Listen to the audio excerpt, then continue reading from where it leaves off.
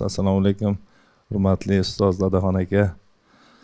Bugungi mana kunlar muborak bo'lsin.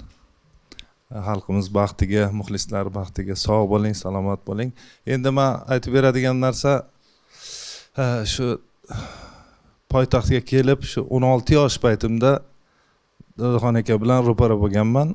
Mana amakimlar Umarjon Sanayev Samarqandda ancha taniqli bo'lib, Dadaxon akaning shogirdi edilar. Hozir ham shogirdlari albatta. Umar nima aka Sanayevlar rassom. Ha, to'pat Haydar Sanayev, Umar Sanayevlar. O'sha Umar akam meni Dadaxon akam ga uchrashtirganlar, chunki men udarniy instrumentlarda o'qirdim. 16 yosh paytimda shu Hamza musiqa uchilishida endi o'qishga kirgan paytim Dadaxon aka xabar topib qo'yganlar. Olib kelgin jiyaning deganlar, keyin olib borib meni uchrashtirganlar. Shunaqa qilib Dadaxon akaning guruhlarida yurganman, yonlarida chalib. Udarni chalgan, Birinchi boshlanishida. Bu yangilik bizga. Bir yilcha yonlarida yurganman.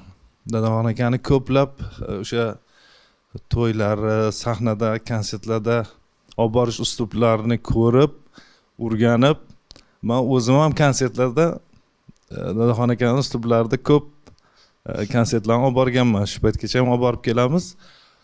Dadaxon akaning uslublari hech qaysi san'atkorda uchramaydigan bir uslub. Chunki mana to'yda bo'ladimi, konsertda bo'ladimi, Dadaxon aka xohlagan o'sha repertuarlarni aytadilar.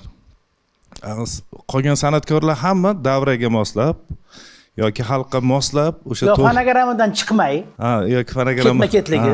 To'g'ri. Shunaqa aytsa, Dadaxon aka har bitta qo'shiqdan oldin o'sha qo'shiqni ta'rifini aytib, undan keyin qo'shiqni aytadilar. O'shalarni ko'rganmiz.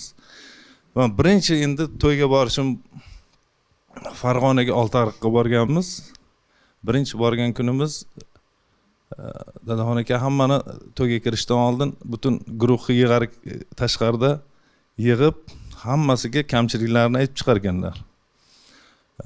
Masalan, gitaristga sani haligi chayniging kelganmi, yo'qmi? Yo'q, olib kelmagandimsa, mana sen olib kelishing kerak edi. Men to'yda 5-6 soat ashula aytaman menga.